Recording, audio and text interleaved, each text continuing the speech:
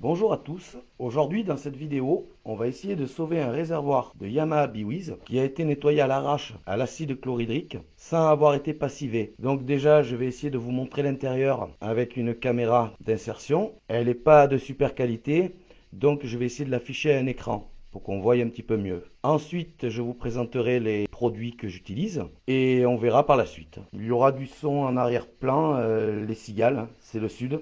Alors déjà, regardez le filtre à essence, hein. Il est plein de rouille. Le tuyau pareil. Et bien sûr, ça passe et le carbu se bouche. Je vais vous montrer l'intérieur. Je sais pas si on arrive bien à voir avec la caméra, hein. Il est pourri. Vraiment, dans un état, regardez mon doigt. Je le passe. Voilà, vous voyez. Et surtout, on le voit au bouchon. Voilà, donc ne surtout pas faire, hein, juste de l'acide sans passiver, sans rien faire. La rouille revient et encore plus, hein, l'acide, elle n'arrête pas, hein, de travailler et elle attaque. Ça finirait même par percer le réservoir, hein. Je vais essayer d'éclairer dedans et puis on verra avec l'écran. Voilà, vous voyez, on aperçoit le robinet au fond.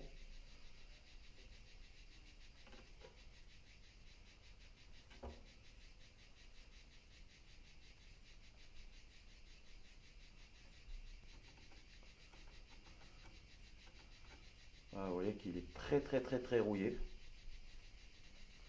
Bon allez, je vais démonter le robinet d'essence et on va lui filer un bon coup de laveur haute pression. Bon, ça fait un bon moment que je suis au Karcher. J'ai réussi à en enlever pas mal.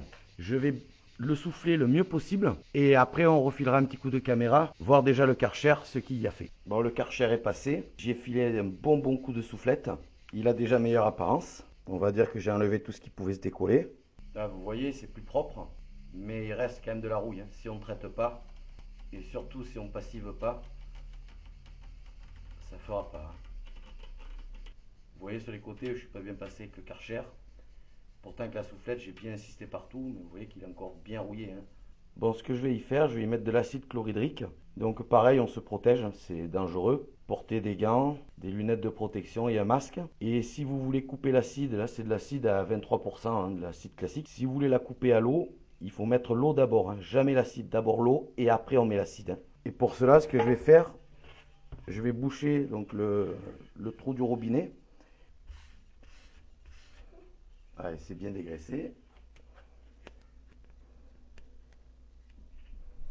Ah, on plaque bien au milieu.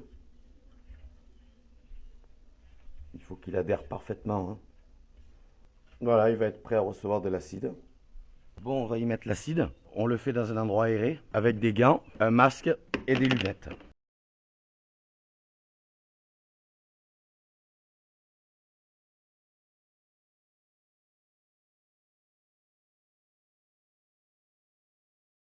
Ne jetez pas le bidon, hein, l'acide il se récupère, il se filtre et il peut faire plusieurs réservoirs, hein. Donc là, on va laisser agir et de temps en temps, on bougera d'un côté et de l'autre. Pour l'instant, on va faire notre soude afin de pouvoir le passiver après. Alors, je vais vous montrer pour préparer la soude. Donc, là, j'ai mis de l'eau et il faut faire attention. On prévoit un bocal qui résiste à la chaleur. Bon, là, c'est le parfait, mais il faut un bocal qui résiste à la chaleur. Pour mélanger, j'ai pris une règle en plastique et en versant la soude, ça va chauffer. La réaction va faire chauffer. Donc, si on met un récipient en plastique, il va fondre. Et on verse progressivement. Parce qu'il y a une réaction, je vous dis, ça chauffe, hein. Quand elle est bien mélangée, l'eau, elle doit redevenir transparente en fait.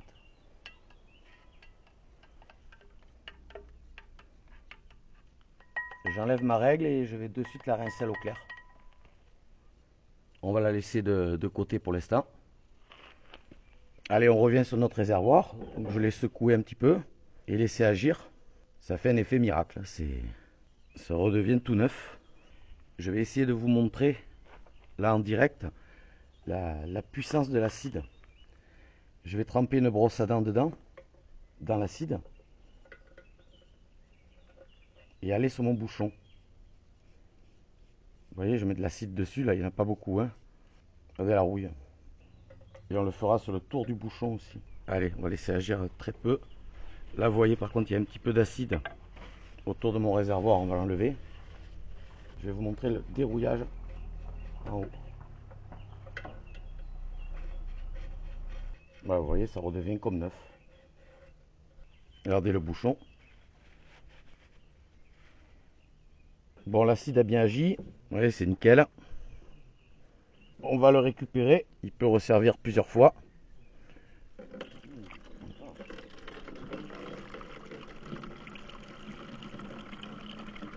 Là, je ne le défais pas par le bas. Je laisse le scotch intact au robinet. Je vide le plus possible. Et de suite, je vais y mettre la soude pour le neutraliser.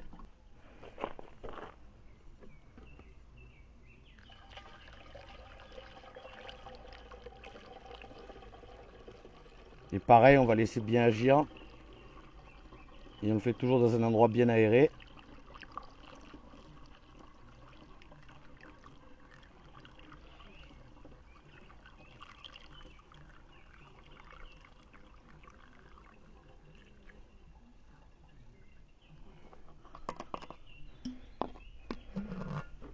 Là, je vais fermer le bouchon, le remuer un petit peu et puis on laisse agir.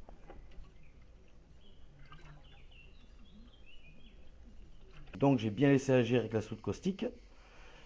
Vidé. J'ai fait 3 rinçages avec de l'eau. Ensuite, je l'ai soufflé le plus que je pouvais avec une soufflette. Et je l'ai rincé à l'acétone en fait pour le dégraisser. J'y ai mis, je sais pas moi, peut-être 2-3 verres d'acétone. Je l'ai bien secoué dans tous les sens. On va voir le résultat.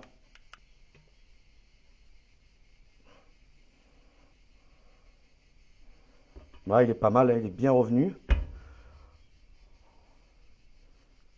Il est même très bien revenu. On va y mettre un petit coup de caméra. Là, on aperçoit le trou du robinet à essence. J'essaie de me rapprocher au maximum.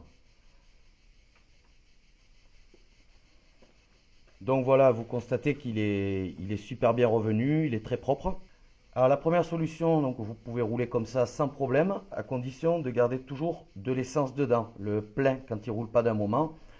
Vous laissez le plein pour pas que l'humidité ait la place de s'installer dans le réservoir. Ou sinon, ce que je vous conseille, si c'est un scooter qui ne va pas beaucoup rouler ou une mobilette qui ne va pas beaucoup rouler, pour plus être embêté, on peut très bien y mettre de la résine G4. Ça tient super bien. Du moment où on a bien dégraissé le réservoir comme là, on la met.